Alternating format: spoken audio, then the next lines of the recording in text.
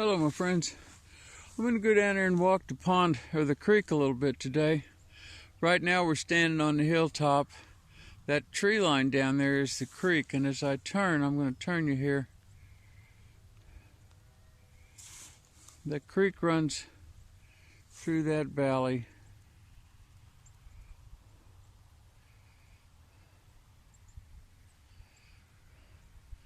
It grows what's called a small riparian forest. Riparian means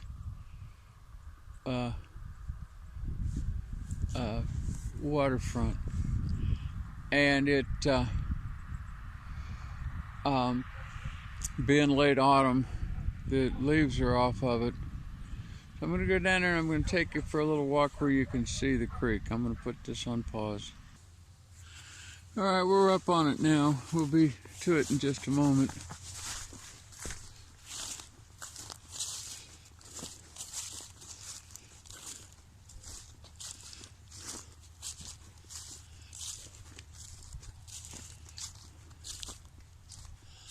The creek comes under the road. You can see those blocks sticking up there. That's part of the old road structure.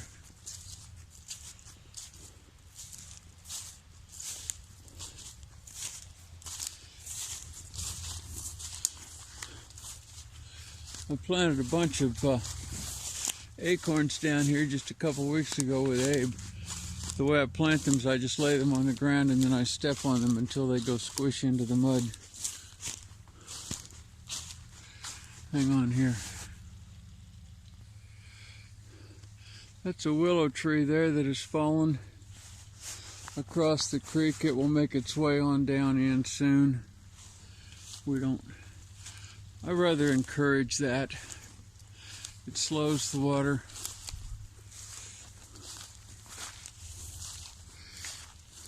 This is where the creek comes under the road. It used to come under... Sorry about all this waving around. It used to come under in that concrete.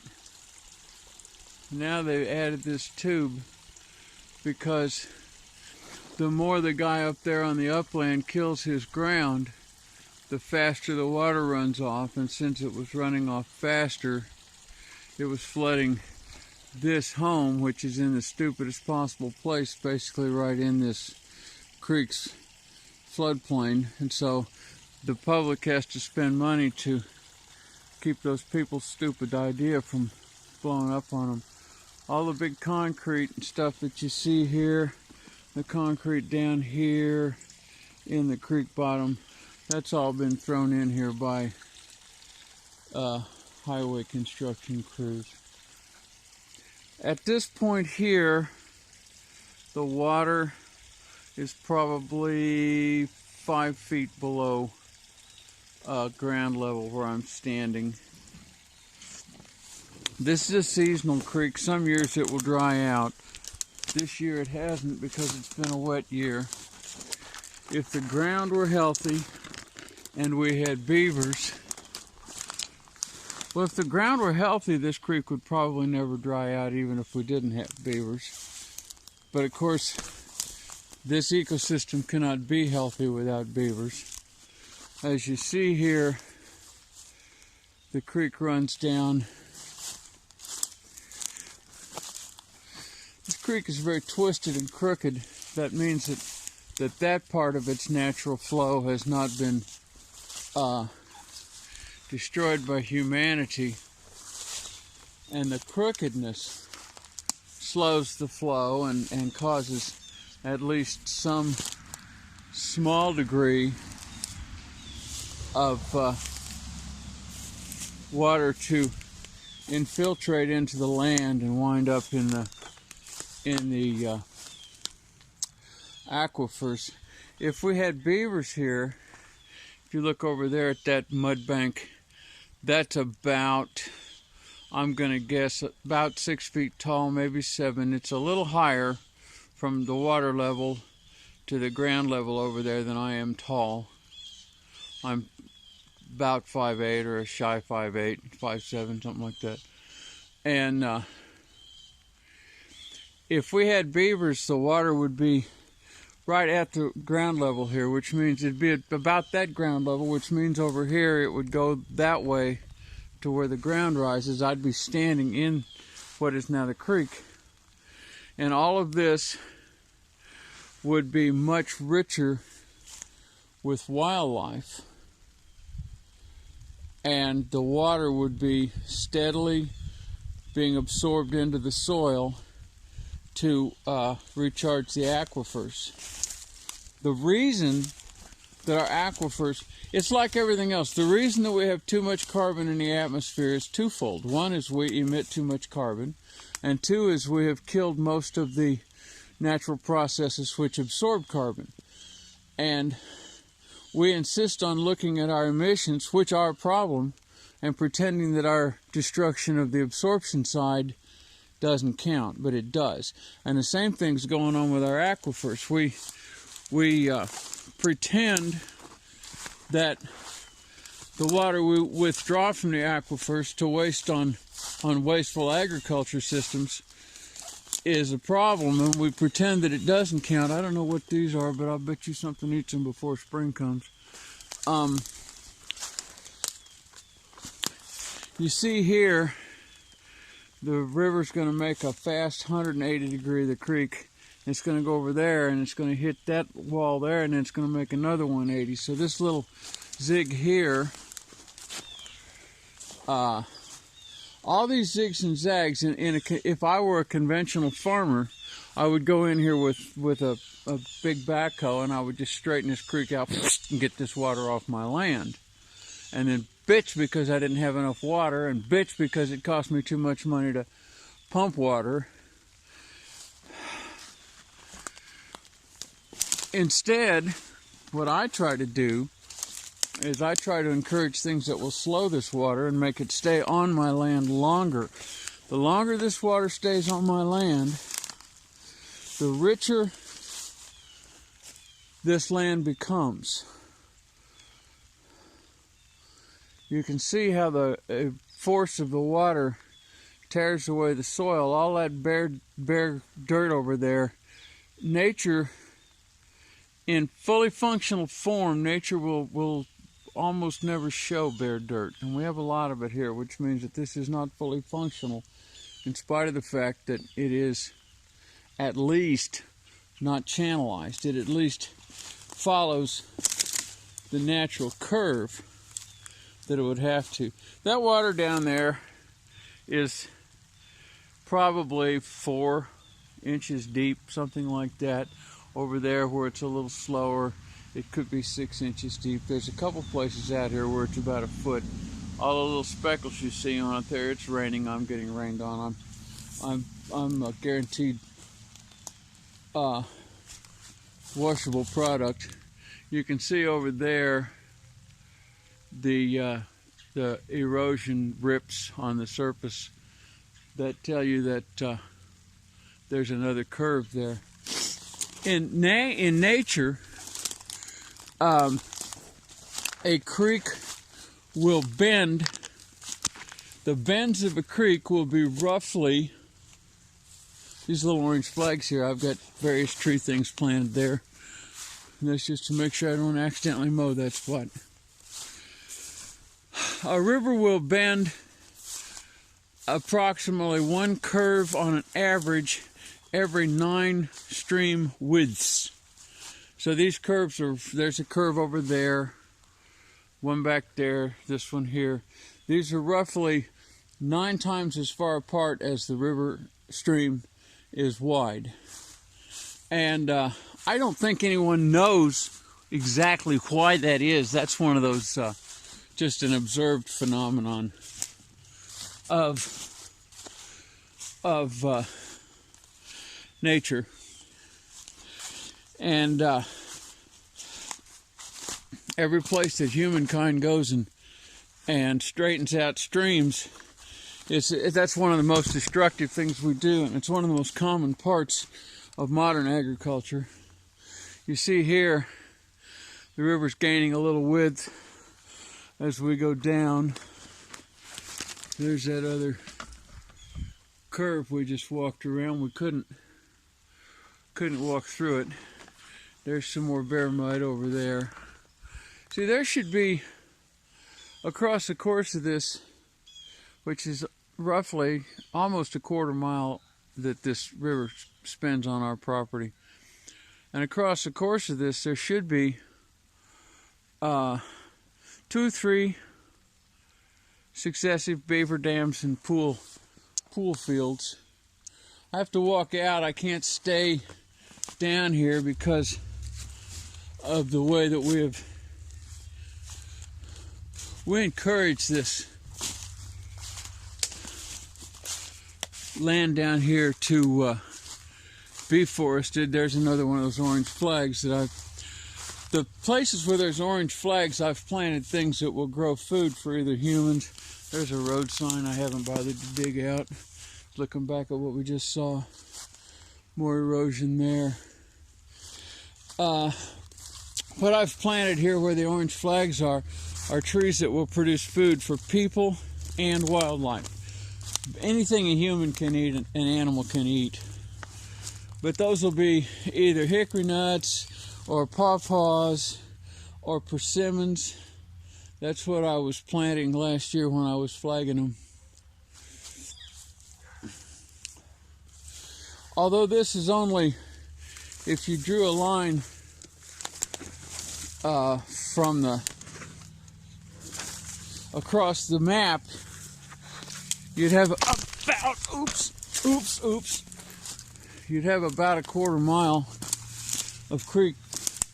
But because of all this curve, we have a great deal more than a quarter mile of actual water channel twisting through here.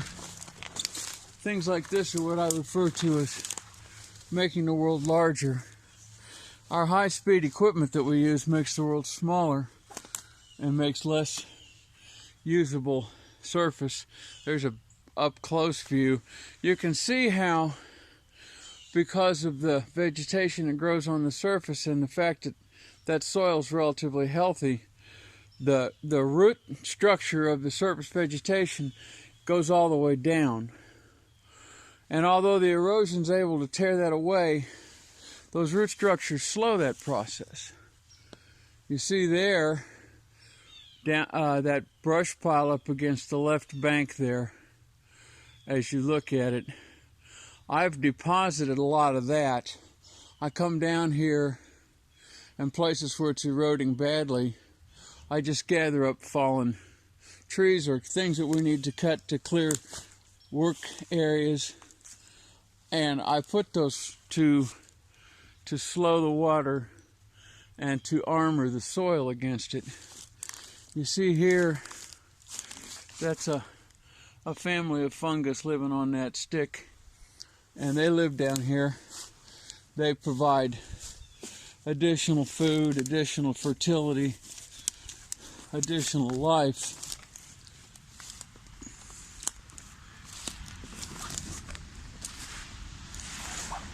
This place over here where I was just showing you that brush down, see there's a fallen branch. I'll gather that up probably and take it over here and drop it. This is a path, a wildlife path. They follow right along the outside of the woods. Another orange flag. I can drive to here. So I use my mechanical equipment to carry sticks and brush down here, hydraulic machinery, and throw them in to slow the erosion of this soil. This wants to erode away, and we're back into our grassland. So the brush piles, they just armor that soil. They disrupt the water, and they cause turbulence, and that absorbs energy that would otherwise be used to destroy the soil, to carry away the soil. That's ours over there too, but it's very difficult to get there from here. You basically have to go to the road because the creek down here is eroded away so deeply that I can't get across it. Abraham refuses to cross running water, Takes a very, very, very patient and well-trained donkey to do that. This is a spot here where, although we don't have beavers, the fact that we continue to, as trees fall in this creek, we don't take them out or clear them. We encourage them to fall within the channel. And you see that one there, and you can see it's got trash in it. You know, humans, modern humans, are just trash factories, and so. But the fact that is there, that's a natural wash, and as you get up close to it, you can see that it leaks, that water can get through it underneath. Sorry about turning you on your side here, but it's the only way I can show you this. You can get through there. But when it's high and howling, it can't just blow through there and tear that mud away so easily, because it hits this. And this is just a natural occurring dam. This is what beavers would do, only they do it right. It wouldn't leak at the bottom, and we'd be standing, you know, if that was a beaver dam instead of just a wash up, I'd be standing in water, you know, up to my armpits right here. All that mud there, that would all be, the water would be right up the creek bank. Deer could walk across that grass surface, and they could drink without having to climb down into the ravine. Right here they have to. I'm going to pause this while I climb out of here and get you. Okay, now we're up on the bank high. That little place I just showed you that looked high, that's it down there. Oops, that's me. I got it turned the wrong way. That's it down there. There's that creek. There's the top. There's the water below it. Below meaning downstream. And once again, we're up, I can't tell you exactly, but I'm going to say by now that water down there is 8 or 9 feet below me. So this ditch is eroding deeper and deeper as it goes across our property. Now the reason it's eroding are twofold. One, the fact that actions that humankind, farmers, have taken upstream have killed the absorptive capacity of their soil, so it can't hold this water, so it has to run off. And then you add to that the second tube they put across the road to get the water to hasten through here faster. The faster the water moves, speed is energy. And energy is what lifts dirt. So, you know, we got all this just straight up and down here. If I jumped down there in my old broken down knees, I wouldn't even be able to land and stay on my feet.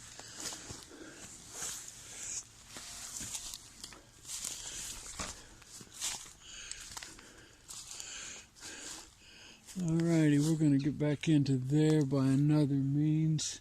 I'm going to pause this while I go around there. I'll be back in a minute.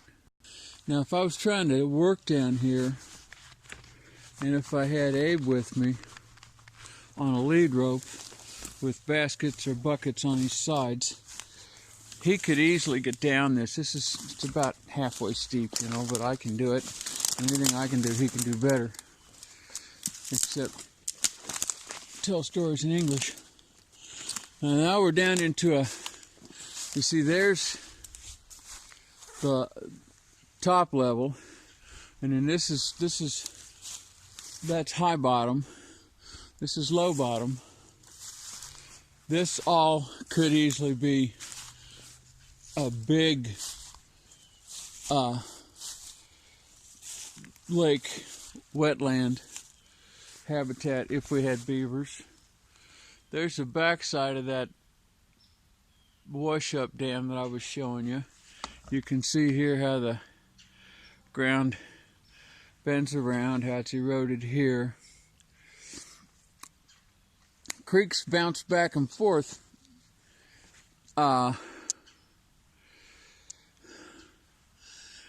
all of that over there fills up, and when the river's high, when the creek's high, during times of powerful rains, you know, like a summer thunderstorm, all of that's creek over there. And where I'm standing's creek. This creek is wide, goes all the way to that where the line is between the brushy and the bright green. That all fills up with water. This all fills up with water back to the high bank in the open sun. This all carries water during storms.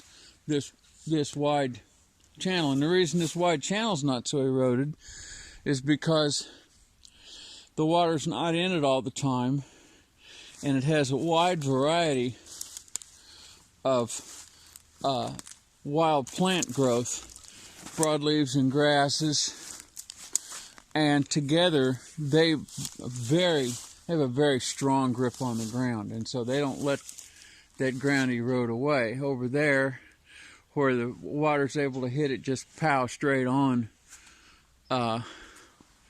That right there, that's all bare dirt. That's all eroded away soil. On the other side of that, right over that little bump there, right ahead of where my finger points, there's another low place there, and it often fills up and stays full. That's a frog breeder.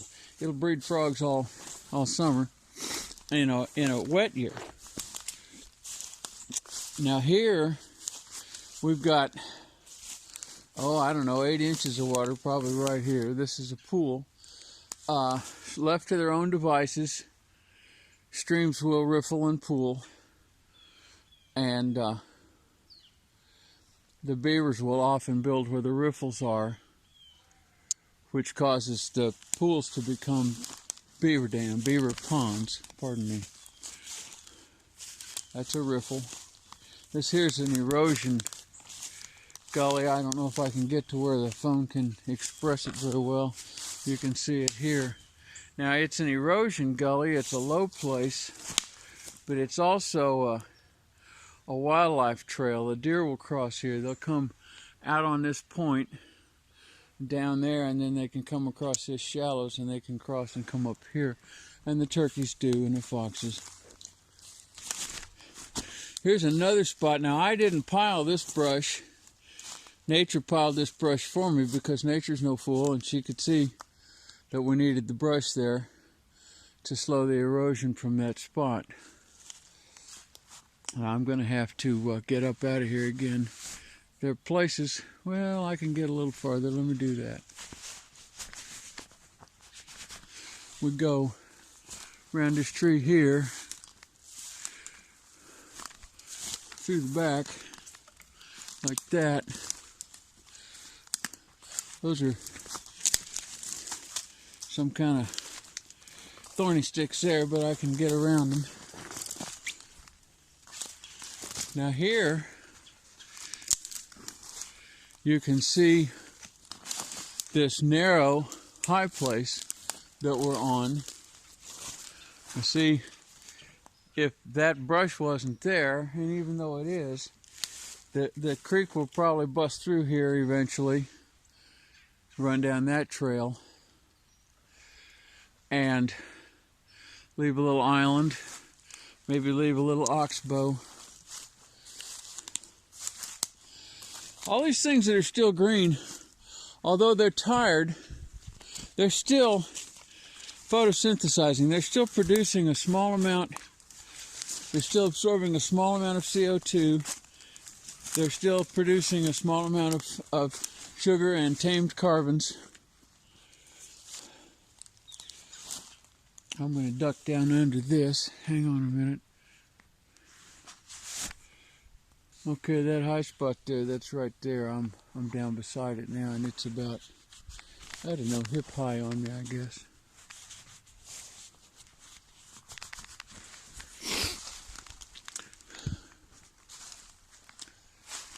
Most of these trees here are, well, all these trees here are volunteers. Most of them are your standard, what they call old field invaders.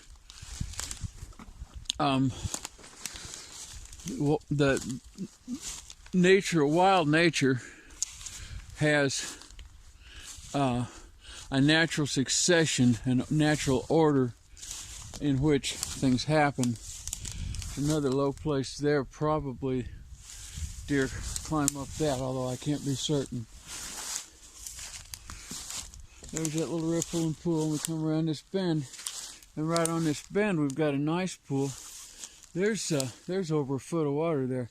Now, in summertime, years when it never dries out, I can come down here, and if I sit very quietly on the banks and watch, eventually I'll see fish in this water.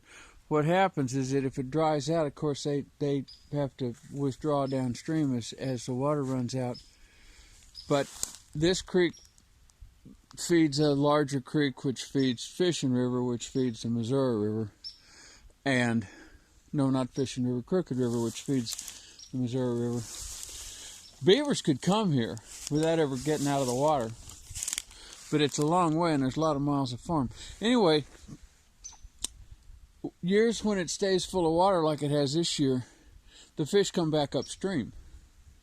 That's our place over there that I tell you about. I've got some videos of that. That high spot over there, that's an old railroad right-of-way. Used to be that you could travel all around this part of the world on trains. Of course, we destroyed that because it was far too efficient, and we could go all by ourselves in cars, and there's nothing as powerful as selfishness in a modern day person. So I really need to come down here and set of waders and wade this creek and police up all this trash. This is just trash from upstream. People just throw trash. You know, we're the most careless people in the world. See there where that big tree has fallen, we've got pretty slick ground down here. Where that big tree has fallen, that's created such a strong resistance to high-speed water that it creates an eddy or whirlpool right here, and that's what's cut this arc back, and that's why the trash is accumulated there, because it settles out when the water slows. Once again, that's all mud. See if I can get out of here. All right, we went around the next thing we couldn't get through. Walked down into another low bottom. There's a tire. Old tires are one of the primary characteristics of this modern world. I just hate them. There's some more deep water. That water down there, you can't see through it, but I can. The lenses of eyes are better than the lenses of cameras.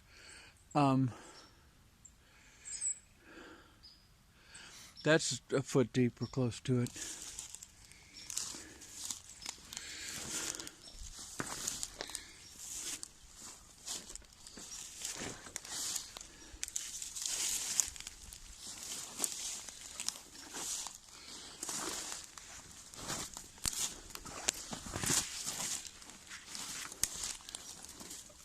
Now you probably can't see it.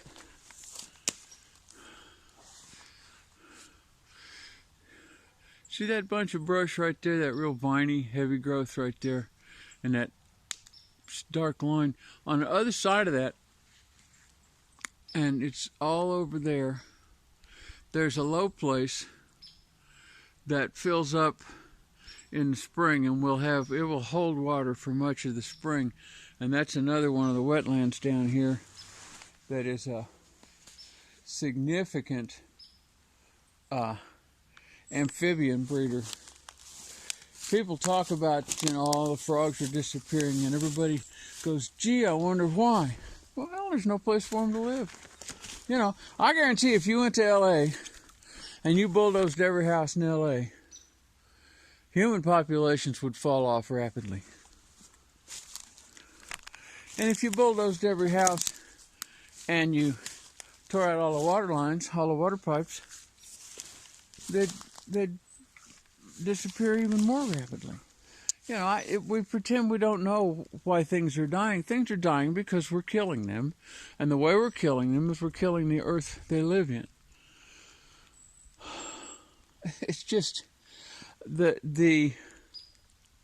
dishonest nature of our discourse about climate change, mass extinction, and other things is very disheartening, because mostly everybody does that elephant in the room deal where we just ignore the obvious things we can see. This creek here has a lot of life in it. And that's a deep spot. It's a foot deep.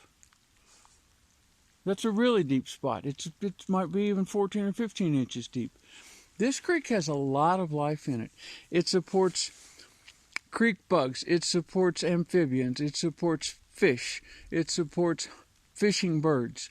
It supports surface animals. Just because of this little tiny creek and this little tiny this wildness. There's another naturally occurring damlet.